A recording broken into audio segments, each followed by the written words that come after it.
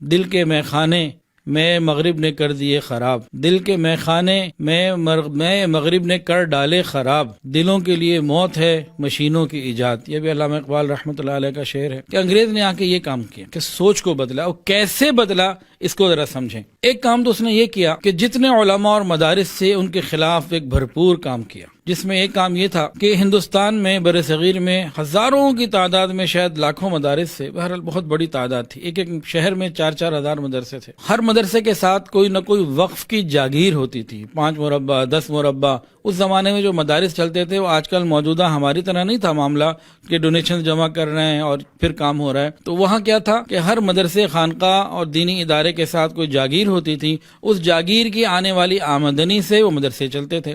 تو انگریز نے حکومت میں آنے کے بعد ان تمام جاگیروں کو حکومت کی تحویل میں لے لیا، جو وقف کی جاگیریں تھیں، گویا کہ مدارس کا گلا بند کر دیا، تو ہزاروں مدرسے اس ایک حکم سے ہی بند ہو گئے۔ ایک مدرسہ تھا حضرت شاہ ولی اللہ محدث دہلوی رحمۃ اللہ علیہ کا، اس مدرسے سے انگریز کے خلاف جہاد کا فتویٰ جاری ہوا۔ انگریز کو اتنا غصہ آیا، اس نے اس مدرسے کو ہی بلڈوز کر دیا، اینٹ سے اینٹ بجا دی، زمین سے نام و نشان مٹا دیا۔ لیکن بہرحال اللہ کی طرف سے علماء کرام کو اللہ نے ہمت دی، یہ کھڑے رہے اور یہ انگریز کے آگے ڈٹ گئے، انہوں نے ہار نہ مانی۔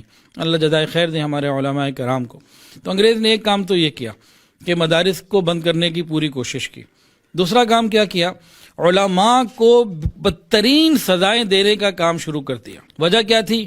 یا تو یہ ڈر کے ہمارے ساتھ آ جائیں تو بہت اچھا، یا پھر عوام کے اندر یہ خوف پیدا ہو جائے کہ اپنی نسل کو مدرسے نہیں بھیجنا، انہیں عالم نہیں بنانا، مولوی نہیں بنانا۔ تو اس نے بہت سارے علماء کو تو پیشکش کی بڑی خوبصورت، تو جو علماء حق تھے انہوں نے اس کو رد کر دیا۔ لیکن پھر سزائیں اور پریشانیاں آئیں۔ جرنیلی سڑک ہے، جی ٹی روڈ، پشاور سے لے کے دہلی تک کا جو علاقہ تھا، دائیں بائیں کوئی ایسا درخت باقی نہیں رہا جس درخت کے اوپر علماء کی لاشوں کو لٹکایا نہ گیا ہو۔ لاہور میں بادشاہی مسجد کے سامنے ایک باقاعدہ تختہ جو ہے نا سولی بنا دی گئی، اور وہاں ہر تھوڑی دیر بعد ایک عالم کو لٹکا دیا جاتا، لاش تڑپتی رہتی، لوگ دیکھتے رہتے۔ ان چیزوں کا مقصد کیا تھا؟ اس طرح کے ظلم کا مقصد کیا تھا؟ وہ یہی تھا کہ لوگ یا تو ایک تو علماء ختم ہو جائیں، ڈر جائیں، اور لوگ ڈر جائیں کہ اپنے مدرسے سے دور رہنا ہے۔ ایک کام یہ کیا۔ تیسرا کام اس نے یہ کیا کہ جتنے بڑے بڑے جید علماء تھے جن کی بات عوام میں سنی جاتی تھی، ان کو شہید کرنا شروع کیا۔ اور چوتھا کام کیا کیا کہ جن لوگوں کی بات سنی جاتی تھی، جن مدارس کی، جن علماء کی، ان کے خلاف منفی پروپیگنڈا جاری کر دیا، کردار سازی شروع کر دی۔ پانچواں کام کیا کیا کہ اس نے عیسائی مشنریوں کو، پادریوں کو بلایا اور پورے ہندوستان میں پھیلا دیا کہ عیسائیت کی تبلیغ کرے۔ اس کے علاوہ اس نے اور بھی کئی کام کیے، جن میں سے ایک یہ تھا کہ مختلف قسم کے فرقے اور مختلف قسم کی باتیں، اور یہ قادیانیت بھی انگریز کا پودا ہے۔ تو اس طرح بہت ساری چیزوں کی محنت کر کے اس نے کیا کیا؟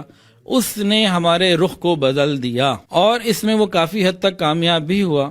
آج ہم غور کر لیجئے، دیکھیں میں دینی دنیاوی اور عصری تعلیم کا مخالف قطعاً نہیں، لیکن ہوا کیا کہ آج دیکھیے کہ انگریز کی جو سوچ تھی، ہمارے جو بھی عصری اسکولز ہیں، کالجز ہیں، یونیورسٹیاں ہیں، جتنے بھی ہیں، عام طور سے اکثر کا مقصد زندگی روٹی، کپڑا اور مکان کے علاوہ نہیں ہے۔ ایمان، قرآن اور قیامت اور آخرت، نبی کریم صلی اللہ علیہ وسلم کی محبت اور دین پر عمل کرنا یہاں کہیں بھی نہیں، الا ماشاءاللہ، شاید کہیں ہو، میرے علم میں نہیں ہے، شاید آپ کے علم میں ہو۔ تو یہ معاملہ ہی بدل گیا۔ اللہ رب العزت نے، اچھا اس سے کیا ہوا؟ اس سے عام عوام کے اندر دین سے دوری آ گئی، طلب ختم ہو گئی، بے طلبی آ گئی۔ جب یہ فتنہ آیا نا، اس فتنے سے امت کو نکالنے کے لیے اللہ نے پھر علماء امت سے کام لیا۔ وہ کیا کام لیا؟ یہ خارجی فتنہ تھا، اس خارجی فتنے کی حفاظت کے لیے، اس خارجی فتنے سے محفوظ امت کو رکھنے کے لیے اللہ تعالیٰ نے خارجی محنت جاری فرمائی۔ علماء دیوبند ہی کے ایک خانقاہ ہی کے ایک بزرگ سے اللہ نے کام لیا، حضرت مولانا الیاس رحمۃ اللہ علیہ، کہ گھر سے نکلنے کا کام۔ خارجی فتنہ تھا، خارجی محنت آئی، انفروا خفافا وثقالا۔ حضرت مولانا الیاس رحمۃ اللہ علیہ نے خواب دیکھا، اور سید حسین احمد مدنی رحمۃ اللہ علیہ کے بھائی تھے، ان کے سامنے کہا کہ حضرت میں نے خواب دیکھا ہے کہ مجھے کہا گیا ہے کہ ہم تم سے بڑا کام لیں گے۔ تو میں بڑا پریشان ہوں، سوچ رہا ہوں کیا ہوگا۔ انہوں نے فرمایا کہ بھئی اس میں پریشانی کی کیا بات ہے مولانا، وہ تو بتایا یہ گیا کام لیں گے، یہ تو نہیں کہا کہ کرو۔ تو جب لینے کا کہا ہے تو خود ہی لیں گے، پھر اسباب بھی خود ہی آئیں گے۔ ایک مرتبہ حضرت مولانا فضل علی قریشی رحمۃ اللہ علیہ اور حضرت مولانا خواجہ عبد المالک صدیقی رحمۃ اللہ علیہ خانیوال والے، یہ دونوں حضرات دارالعلوم دیوبند میں موجود تھے، گئے ہوئے تھے.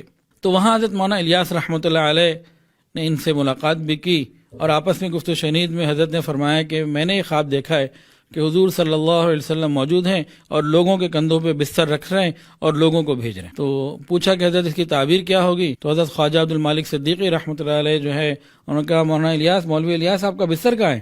انہوں نے کہا یہ رہا. انہوں نے کہا بستر کو کندھے پہ رکھا کہ جی جاؤ، بس اللہ برکت دیں گے. تو خیر یہ ابتدائی زمانے میں اور بھی بہت ساری باتیں ہیں. تو اللہ رب العزت نے اس خارجی فتنے سے حفاظت کے لیے خارجی محنت شروع کی، اور آج اس کی برکت سے پوری دنیا میں الحمدللہ دین کا کام ہو رہا ہے پوری محبت اور امن کے ساتھ. اور نبی کریم صلی اللہ علیہ وسلم کی محنت کو اور آپ صلی اللہ علیہ وسلم کے طور طریقوں کو امت میں جاری رکھنے کے لیے اللہ تعالیٰ نے تبلیغی جماعت سے بہت کام لیا. تو ایک وقت میں خانقاہی سلسلہ بھی عروج پہ رہا، اس کی بہت تفصیلات ہیں. اور تو داخلی فتنے کے لیے اللہ نے داخلی طور سے انتظام کروایا، خارجی فتنے کے لیے خارجی طور سے کام کروایا.